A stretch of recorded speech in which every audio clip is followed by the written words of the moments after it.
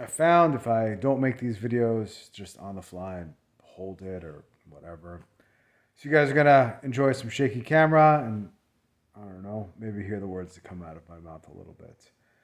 So let's talk today about masculinity, modern masculinity, and kind of traditional, always in style, except for right now they're trying to crush it. Masculinity. All right, so here's where we can begin. And I've been tricked into this as well. Totally tricked into it. There was a show, maybe some of you guys have seen it, maybe you haven't, and it was Mad Men. I thought Mad Men was a terrific show, and for a long time, like I believed that's what masculinity was. And I believed, not just because of Mad Men, because of, the whole culture that we're in, like this being controlled by your base desires, like Don Draper is in Mad Men. He's controlled by his drinking and his sex. And you could even say he's controlled by his lust for career.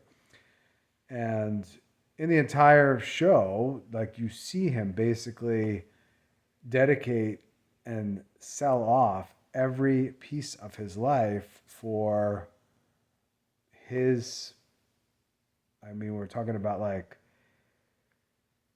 corporate America, right? He's giving away every piece of him and every piece of his family, his wife, for corporate America.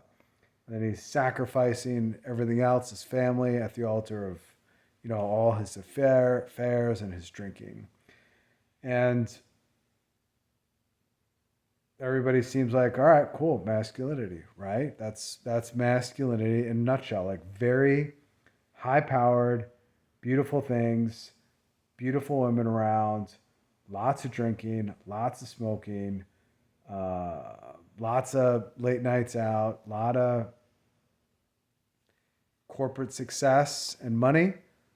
That's modern masculinity. Like you become the corporate man, right? I think even the title of the show is apt. It's Mad Men. It's men that have actually gone mad.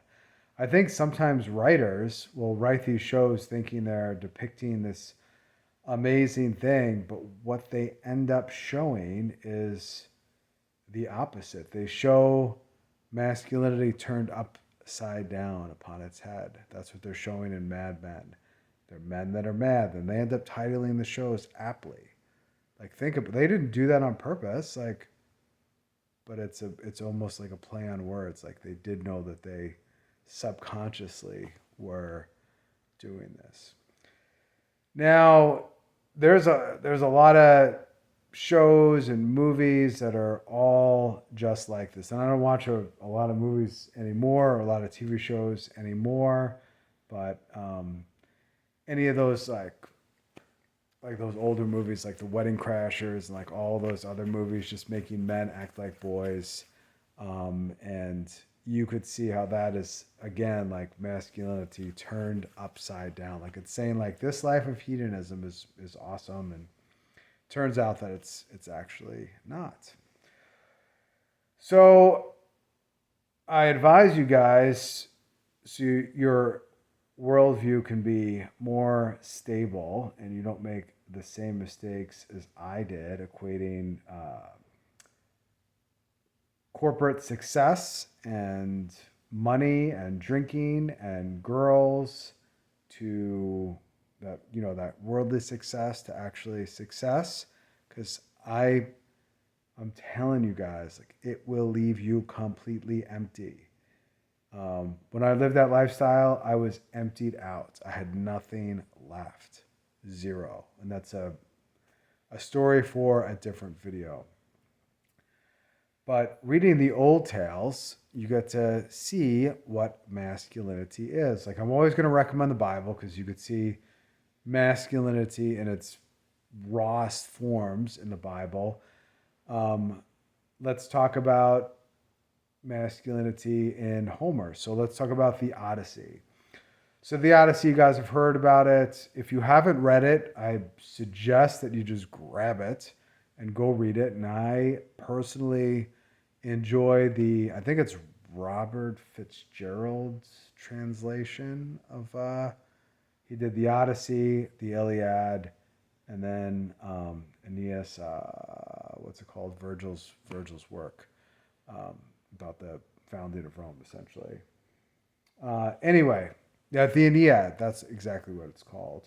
So let's talk about Homer and masculinity. There's one part in Homer, in the Odyssey, where Odysseus ends up on Circe's island. Circe's is kind of, goddess, a witch, whatever. You guys can, scholars can correct me, but it's like some sort of goddess witch, right? She can do this stuff. Anyway, Xerxes lives on the island alone. Odysseus rolls up with all his men. They roll up to Xerxes' house. She's beautiful. She's got lots of food. She's got all this stuff. The men surrender themselves to their base desires, like lusting after her and all these things. They end up getting turned into swine, the lowest of the low, like pigs. Pigs, if you guys have heard about pigs or raised pigs or know people that have raised pigs, you could ask them questions about pigs, why they turn them into pigs. Because it's like the lowest of the low, nasty animals that like will lay on their feces, and they will do this thing called rooting. Like they actually dig into the ground, and like will eat up the roots of trees and stuff. Nasty animals. They're aggressive. They stink terribly.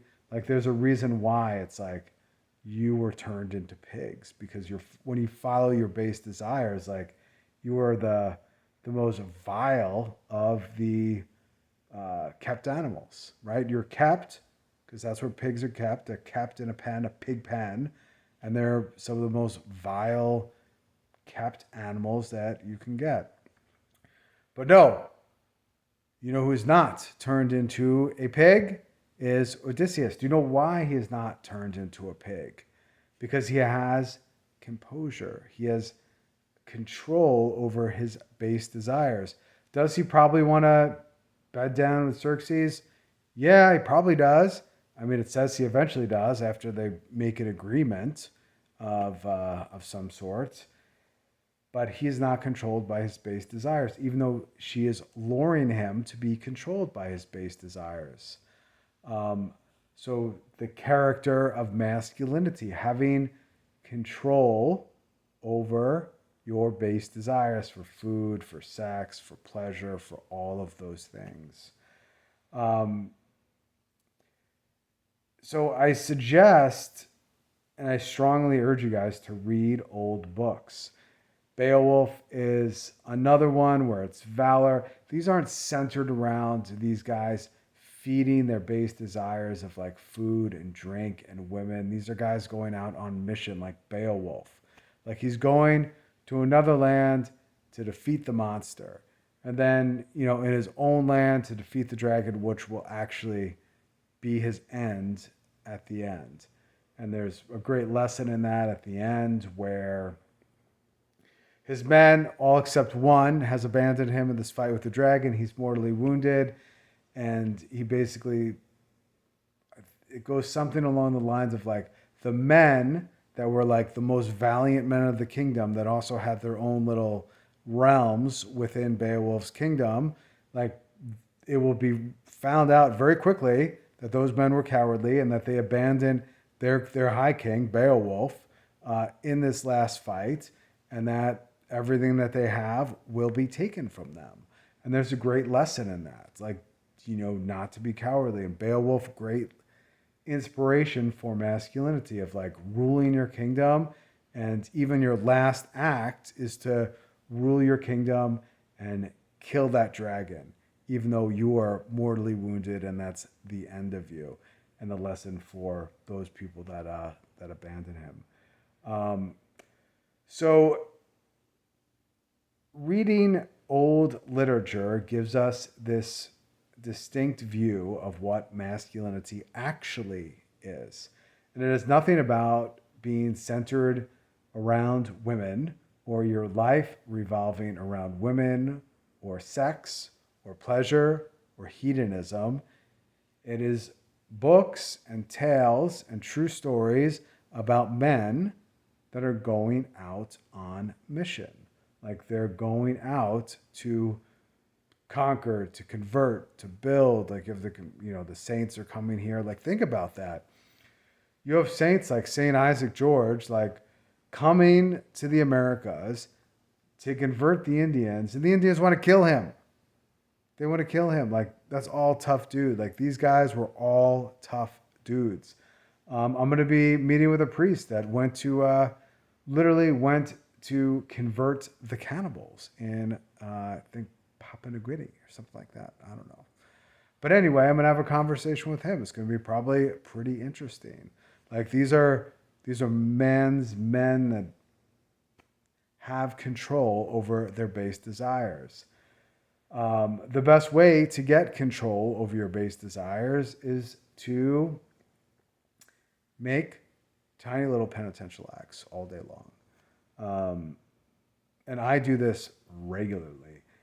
The best way to do it for guys is I do like little things that I would like, related around food or a little bit more coffee, like stuff that I really enjoy. What I do is I deny myself, or I put some back, or I say no, not right now, and I delay it on purpose. I've talked about this in other videos. I do a thing called double zeros at the gym, or zeros. So you're setting out to do, whatever, a set of 8, and you hit 8, and then you kind of push yourself a little bit further, and you go, 8, 7, 6, 5, 4, 3, 2, 1, 0, 0, and you do those 2 extra reps, and I call them double zeros. Like you push yourself when you're not supposed to, and like I do it to myself when I'm not expecting it, man. Like it's heavy. I'm tired. My muscles are strained, and you do it. So just little denial things that you can do that help you grow in your virtue and your masculinity. Same thing, I'm in a sales role, a sales position. So what I'll do is it'll just be like, within reason, within the bounds, so I don't steal time from my family, within the bounds of the workday, make, just that one more call, send out that one more email. If you're on the road and you're making sales calls, just, make those couple extra sales calls even after you're done, just to deny yourself that comfort of being like, hey, just had a pretty good day, feel very accomplished, I'm all done. Like, no, just push it. Just click yourself one more dial. Just dial it in, not to necessarily make more sales, just to say, I want to be comfortable right now, but I'm going to delay my comfort and do just one more thing, just this one last thing, within the bounds of your labor, like your Labor Day. So back to Saint Benedict and ora et labora. So that's pray and work, like everything within its limits, within the time frames that it's meant to be. Because there's a great danger in the workaholic too. So you can't use this and say, I'm going to deny myself spending time with my kids and calling, the whistle blowing at 5 o'clock, and you're supposed to be hanging out with your kids, and instead you're doing